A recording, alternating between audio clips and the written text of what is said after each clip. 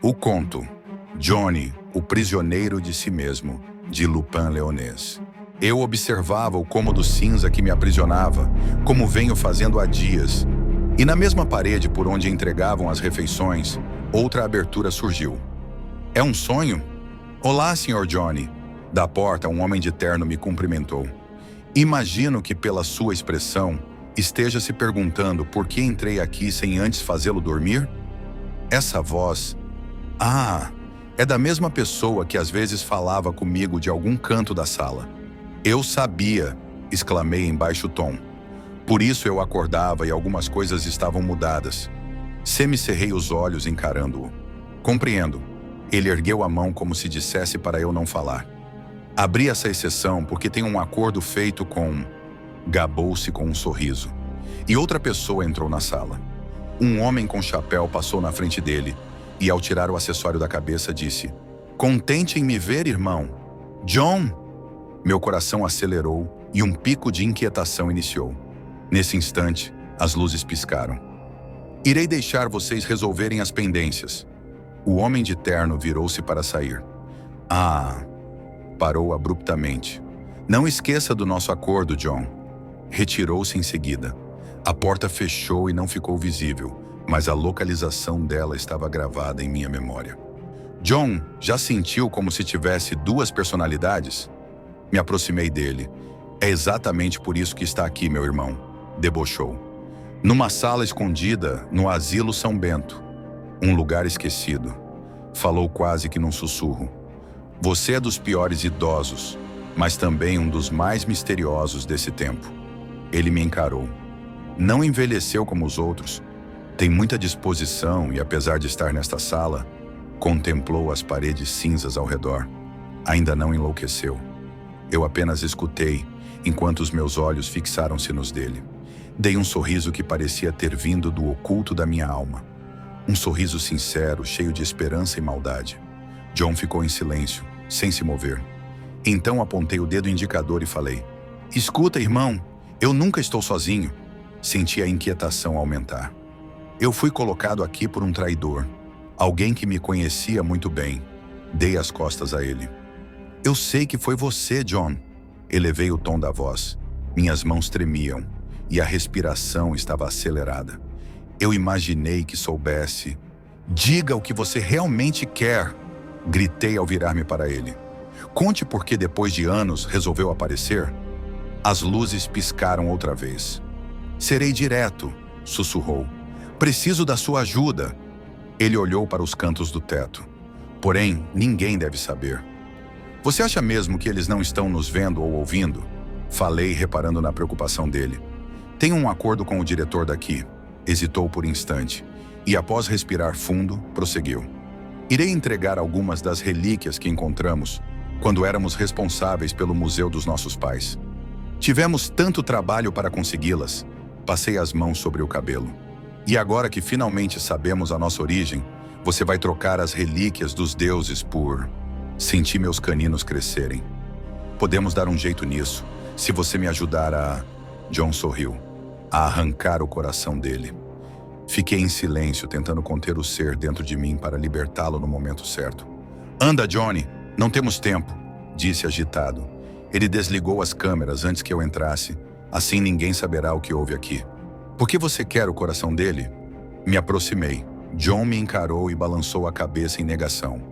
"Eu não pretendia contar isso, mas escute."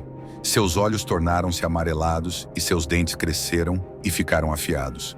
"Eu quem matei aqueles que diziam ser nossos pais e deixei a culpa cair em você." Riu ao falar. "Você sempre foi bonzinho, mesmo carregando outra personalidade aí dentro. Mas eu nunca consegui segurar o monstro em mim, e quando descobri que eu podia virar a mesma coisa que você, aproveitei para matá-los." "Como ousou?" Minha voz ecoou mais grave e a criatura oculta saiu. Eu estava mais alto, com a pele vermelho escuro, preenchida por listras pretas. "Fui convencido de que os matei." "John!" Rugi irado e parti para cima dele. Rapidamente, John também se transformou para se defender e nossas garras colidiram. Éramos duas criaturas quadrúpedes, cada uma com o seu objetivo. E o meu era sair desse lugar. Então o lancei contra a parede, na expectativa de que a porta fosse quebrada, mas não foi necessário, pois o diretor havia voltado. Por que está demorando? Ao ver a cena, ele se assustou e ficou parado na entrada. Era a oportunidade perfeita.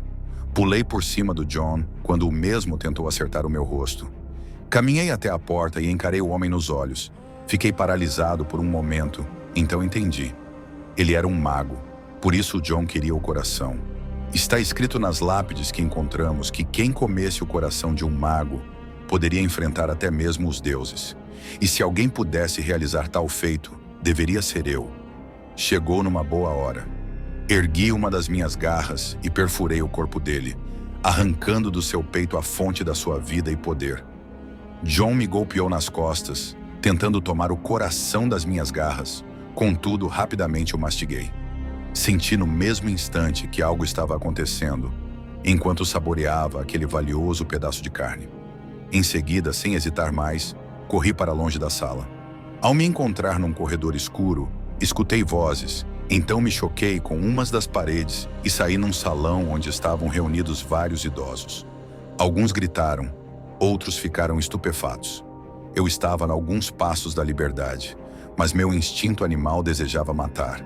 Então rugi e, depressa, peguei alguns idosos e cravei meus dentes naquelas cabeças fracas e velhas.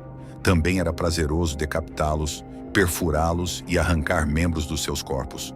Quando parei e olhei aquelas pobres almas dilaceradas, lembrei-me do dia em que me descontrolei e matei muitos jovens no museu dos meus pais. Dali em diante as coisas só pioraram. Johnny! O meu irmão apareceu com a boca manchada de sangue. Parece que você também se entregou ao instinto, debochei. Até mesmo sem o coração, o corpo de um mago pode nos dar muitos benefícios. Pude sentir uma energia emanar dele. Sem dúvida era magia, porém. John, porque o coração dele não está fazendo mudanças significativas em mim, mas sinto magia em você. E olhei desconfiado ao redor. Onde estão os funcionários do asilo? Era para ter algum, não? John começou a gargalhar e sua fisionomia pareceu falhar. Foi como ver uma gravação borrada. Tudo estava ficando distorcido. Não sairá daqui, Johnny. O homem à minha frente já não era o meu irmão, mas o diretor do asilo. Eu arranquei o seu coração e meu irmão devorou o seu corpo. Comecei a me tornar humano de novo. Como ainda está vivo? Você precisa separar a realidade dos sonhos, falou suavemente. Não. Corri até a janela mais próxima e vi o gramado verde sendo tocado pelos raios do sol. Idosos sentados, outros jogando xadrez, alguns sendo empurrados em cadeira de rodas até a beira de um pequeno lago. Não. Me virei de volta e finalmente vi alguns funcionários, uns assustados, outros acalmando os pacientes. E ainda vi corpos feridos no chão. Johnny, solta essa faca, disse o diretor com firmeza. Ao olhar para a minha mão, fiquei espantado. Realmente eu estava com uma faca. Havia muito sangue nela e nos meus braços. Quem sou eu? Gritei o mais alto que pude. Então caí sobre os meus joelhos e 3 funcionários se aproximaram, me imobilizaram e arrancaram a faca de mim. Me deixem. Eu não matei os meus pais. Foi o meu irmão. Num piscar de olhos, tudo foi substituído por outro cenário. Eu estava na sala de casa. Meus pais estavam ao meu lado no sofá, mas a vida já havia sido arrancada de seus corpos. Haviam 2 facas preenchidas por sangue na mesa de centro. Ao olhar para os corpos, percebi que o rosto do meu pai estava desfigurado por cortes e o corpo da minha mãe estava totalmente perfurado. O sangue ainda estava fresco. Eu podia sentir o cheiro. Eu não sabia se era um sonho dentro de outro, mas voltar para o meu quarto era a melhor solução. Então subi as escadas e ao entrar no meu quarto, eu estava naquela mesma sala cinza de antes. Me virei às pressas, mas a porta havia desaparecido. Contudo, havia algo diferente. Um espelho na parede ao lado da minha cama. Caminhei até ele e me encarei. Minha pele estava enrugada e manchas preenchiam o meu rosto. Apesar de ter muito cabelo, eu tinha menos fios do que antes, só que eram todos grisalhos. Foi apenas um sonho ou memórias da minha vida. Nesse instante, escutei 2 vozes ecoarem na sala.